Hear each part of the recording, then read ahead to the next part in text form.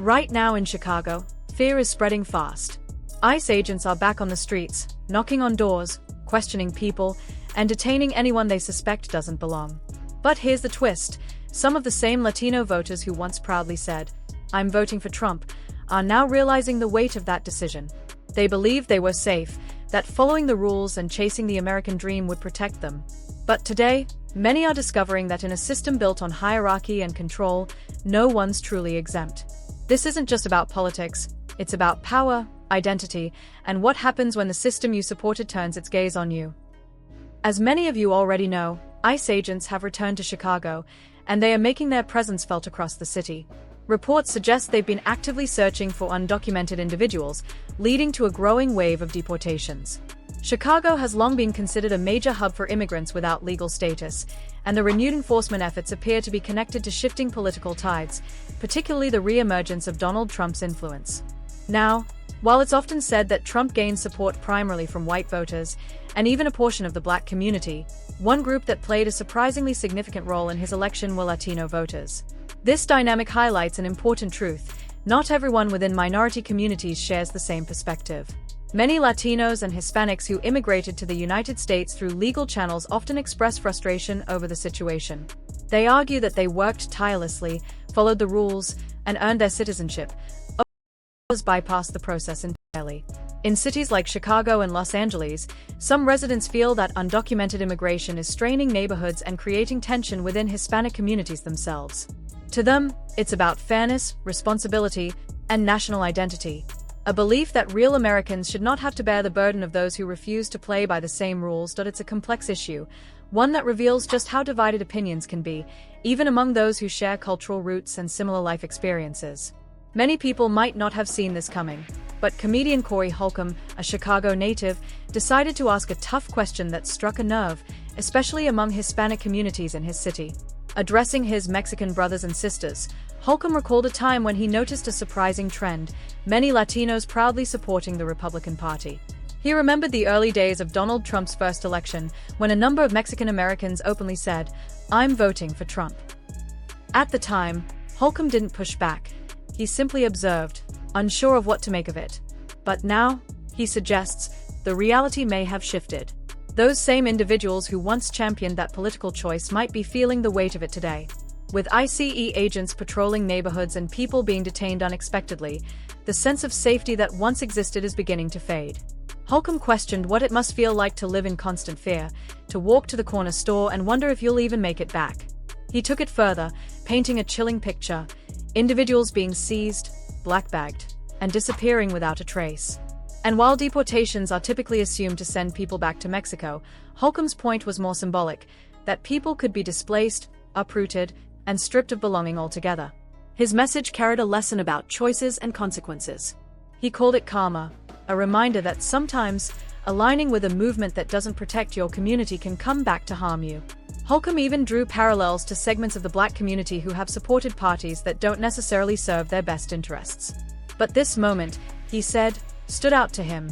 He never forgot the pride some of his Mexican brothers and sisters expressed in backing Trump, and now, he wonders how they truly feel as the tables turn. Now, let's take a closer look at what's really being said here, because this point carries a lot of weight. The conversation isn't just about Mexico, it's about the broader Hispanic experience and how political choices can come full circle. The speaker begins by highlighting how enthusiastic many Hispanic voters once were about supporting Donald Trump. And while he admits to having voted for Trump himself, he makes an important distinction. His situation isn't quite the same. For African Americans, many of whom have been part of the U.S. for centuries, deportation fears don't strike as personally. But for large portions of the Latino community, the stakes were very different. That difference has now come sharply into focus. Recently, a focus group was conducted with several Latino voters, all of whom had supported Trump in the past. What came out of that discussion was a deep sense of regret. Many confessed they now wish they hadn't cast their vote for him, citing the struggling economy and the aggressive wave of deportations that followed. But here's the irony: Trump never hid his intentions. From the start, his political brand has been built on strict border policies, trade tariffs, and heated debates over social issues like gender and sports. He's been consistent on these positions for years. So for anyone paying attention, there really shouldn't have been room for surprise or voters' remorse. Still, that's exactly what some Latino voters are expressing today. As one commentator, Daniel, pointed out, there's a growing feeling of disappointment within Hispanic communities that once leaned toward Trump. Many now admit they miscalculated, realizing too late that the very promises they cheered for would eventually impact them directly.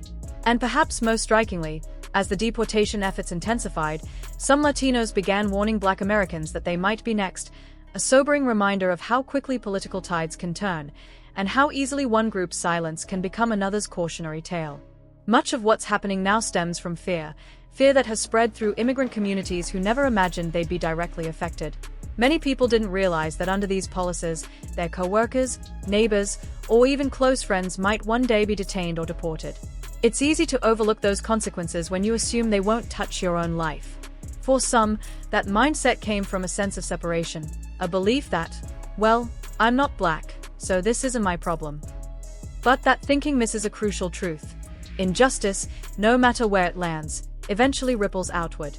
The speaker draws a striking comparison to how white South Africans were welcomed into the United States decades ago, a moment in history that revealed the deep racial hierarchy embedded in American immigration and social policy. When white South Africans arrived, many of them were fleeing the political and economic collapse that followed the end of apartheid. Yet, despite coming from a system built on racial oppression, they were greeted with open arms. Their whiteness, not their history, became their passport. These immigrants were quickly integrated into American neighborhoods, schools, and workplaces. They faced few barriers and were often perceived as fitting in, as if their presence reaffirmed an existing social order. Their accents were charming, their skills were valued, and their skin color ensured they would never be mistaken for outsiders. That ease of assimilation wasn't just luck. It was the product of a racial framework that has long defined who gets to belong in America and who remains on the margins. In contrast, immigrants of color, whether from Latin America, Africa, or Asia, have rarely been afforded that same courtesy. They are subjected to suspicion, targeted by immigration enforcement, and too often forced to prove their worth through endless documentation, background checks, and moral scrutiny. The message, both spoken and unspoken, has been consistent. Whiteness eases entry, while brown and Black identities must justify their presence. The speaker notes that you rarely, if ever, see white individuals being deported, regardless of where they come from. Whether they hail from Europe, Eastern Europe, or even conflict zones like Ukraine, their legal status is often overlooked, their presence normalized. Immigration enforcement in America, despite being presented as a neutral system, has never been colorblind. It disproportionately targets people from the global South, creating an unspoken hierarchy of who is deemed illegal and who is quietly absorbed. He goes on to illustrate this point through a tragic and revealing incident, the murder of a Ukrainian woman named Ina in Charlotte, North Carolina. Following her death, white Americans across the country rallied in outrage. Vigils were held, social media lit up, and politicians quickly spoke out. The case became a symbol of racialized empathy, an example of how swiftly and powerfully white solidarity can mobilize when one of their own suffers harm. This collective response, while understandable on a human level, reveals something deeper about racial cohesion in America. White Americans, regardless of their country of origin, instinctively see reflections of themselves in one another. They may speak different languages or come from different continents, but the shared bond of racial identity provides a sense of unity that transcends borders. It's an unspoken kinship, a sense that what happens to one white person could happen to them, and therefore must be addressed collectively. The speaker suggests that this type of solidarity, rapid, organized, and emotionally unified, is something many other communities have yet to master. Within minority groups, divisions often run deeper. Ethnic, cultural, and even class distinctions can fragment unity. Among Latinos, for example, there are often divides between those born in the U.S. and those who migrated later, between those who achieved citizenship and those still undocumented. Similar fractures exist within Black communities, between native-born African Americans and recent immigrants from Africa or the Caribbean. These internal divisions weaken the collective voice that could challenge systemic inequity. When one group faces injustice, others sometimes stay silent, believing that the issue doesn't concern them. The speaker warns that this mindset, "it's not my problem," ultimately serves the very structures that keep all marginalized people in vulnerable positions. By failing to unite, communities of color allow power to remain concentrated in the hands of those already benefiting from division. In contrast, white solidarity has proven incredibly effective, not just socially, but politically. Whether it's in voting blocs, media narratives, or public policy, shared identity fuels a consistency of purpose. It allows white communities to defend their interests collectively, even when they disagree internally. That cohesion is what often determines which issues gain national attention and which ones quietly disappear. The tragedy of Arena's death, then, becomes more than a single event. It's a mirror reflecting the unequal weight of empathy in America. The outpouring of outrage demonstrates how easily some lives are recognized as valuable, mourned as irreplaceable, and defended as part of a larger us. Meanwhile, countless victims of color face violence, deportation, or injustice without triggering the same collective alarm. Their suffering is individualized, compartmentalized, and rarely met with the same urgency. What the speaker is ultimately pointing to is not resentment, but revelation. He challenges listeners to examine how social unity operates, who is allowed to belong instinctively, and who must constantly earn recognition. Until marginalized communities learn to see themselves in one another, across borders, languages, and differences, they will continue to face systems that exploit their fragmentation. Solidarity, he implies, is not just emotional, it's strategic. The unity that white America displays in moments of crisis is precisely what allows it to maintain dominance. And until others begin to replicate that same depth of connection, to stand for one another with the same immediacy, the imbalance of power will persist. Some Latinos, especially those who achieved a degree of financial success or stability, once believed they were viewed differently, that their hard work, businesses, and contributions had earned them acceptance in the broader American fabric. Many assumed their accomplishments placed them in good standing with white America, that they were now seen as one of them. But the reality has been far less comforting. Today, even Latino citizens, people born and raised in the United States, are finding themselves profiled and questioned by ICE agents simply for speaking Spanish in public. Officers don't ask first if someone's a citizen, they make assumptions based on language and appearance. That harsh truth has been a wake-up call. No matter how long you've lived here, how hard you've worked, or how much you've accomplished, to some, you'll still be treated as if you don't belong. What this really exposes is a deeper truth about how America often defines belonging. Many within the system seem comfortable with an America that remains primarily white, perhaps with some room for black people, but still structured around white identity and control. Historically, the contributions of countless immigrant groups were welcomed only when convenient, used to build the country's strength, and then quietly dismissed once their labor or loyalty was no longer needed. Cory Hulcom's message here hits at the core of that illusion. He's essentially saying, if you ever believe you're an exception, that you'll be spared because of proximity, privilege, or hard work, reality has a way of reminding you otherwise. As he puts it, you'll eventually get your call. It's a warning rooted in experience. No matter how proud you were to vote, no matter how strongly you aligned with a particular cause, the same systems you empowered can turn on you. Still, he acknowledges that many Hispanic communities have shown remarkable resilience. Over time, they've built tight-knit support networks, creating local economies, small businesses, and shared resources that help cushion them from sudden financial or social shocks. That sense of self-reliance is precisely what allowed them to stand strong even when broader acceptance never came. And Holcomb points out, this pattern isn't unique to Latinos.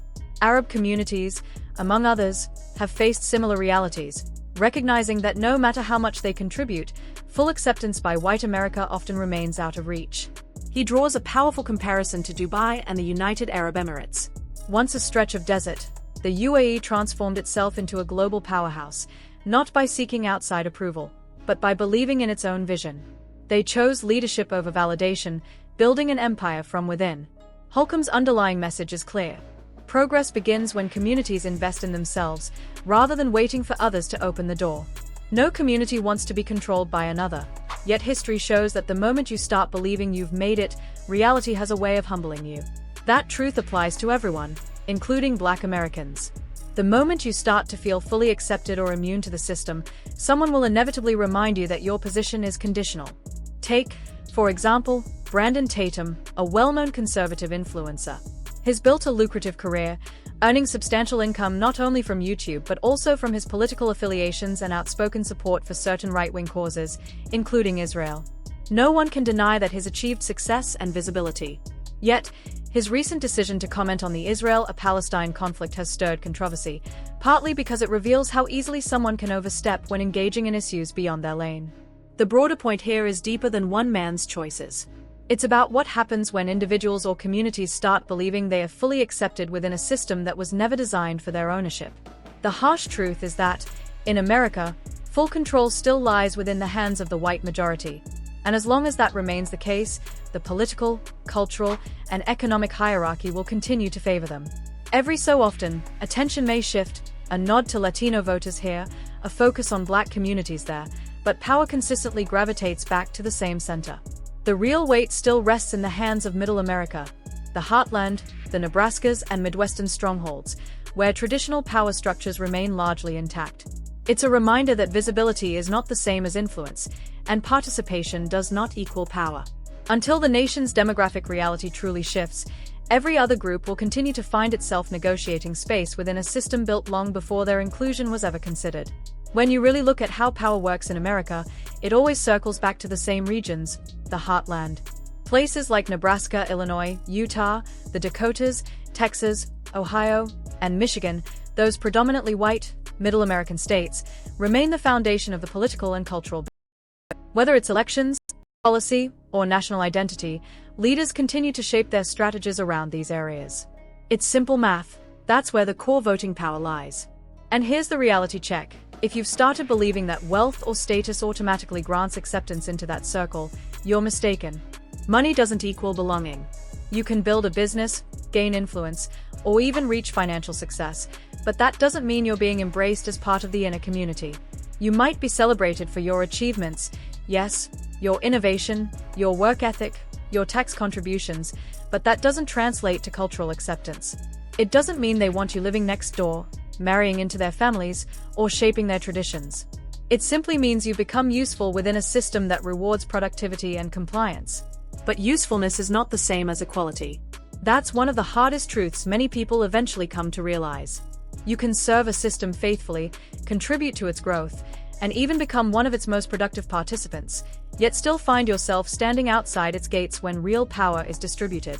The uncomfortable reality is that America, as it currently functions, often measures worth not by who you are, but by what you produce. It celebrates your labor, your innovation, and your discipline, but remains reluctant to share its true influence. At the end of the day, the message remains clear. You're valued for your output, not your identity. The system may reward your efforts with status, money, or visibility, but that's not the same as acceptance. When your worth is tied solely to what you can provide, it means that your belonging is conditional. You're welcome at the table only as long as you continue to bring something valuable to it. Once your utility fades, so does your inclusion. That's the quiet bargain so many have made without realizing it, to trade authenticity for access, to mistake opportunity for ownership.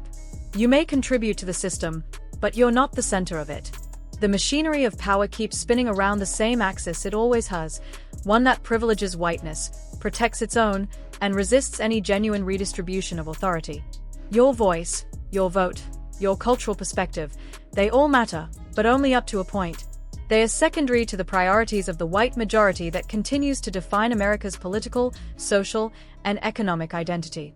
It's a hierarchy that's evolved over centuries, subtle now, but no less powerful. Every election, every policy debate, every cultural movement still pivots around the same question: how will this play with Middle America?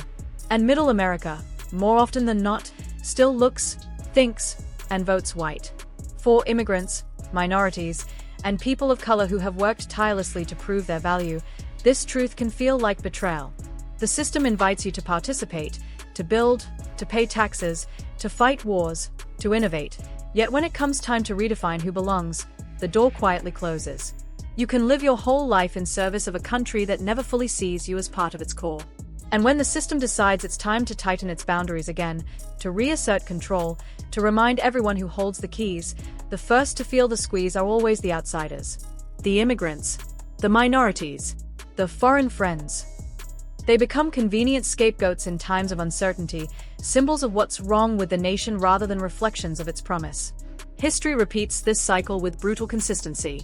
One generation is told that assimilation will bring safety, that hard work will buy belonging. Yet the next learns that no amount of success can erase difference.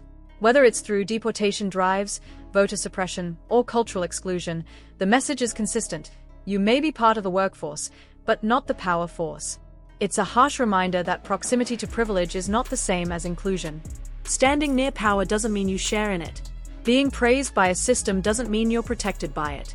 And being tolerated is not the same as being trusted. Too often, marginalized groups are invited to decorate the room but never to design it. They are handed symbols of progress but denied the substance of equality. That's why conversations like this matter. Because until we recognize that inclusion built on convenience is just another form of control, we'll keep mistaking visibility for victory.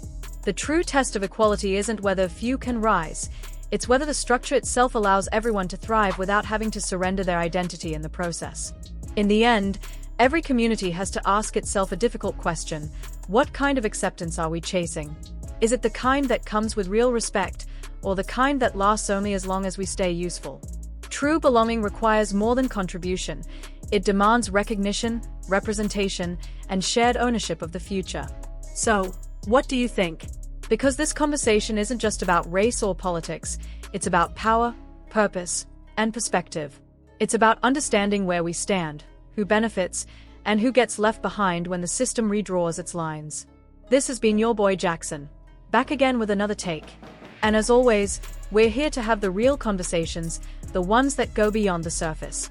Until next time, stay tuned, stay sharp, and keep asking the hard questions, right here on the Celebrity Junk.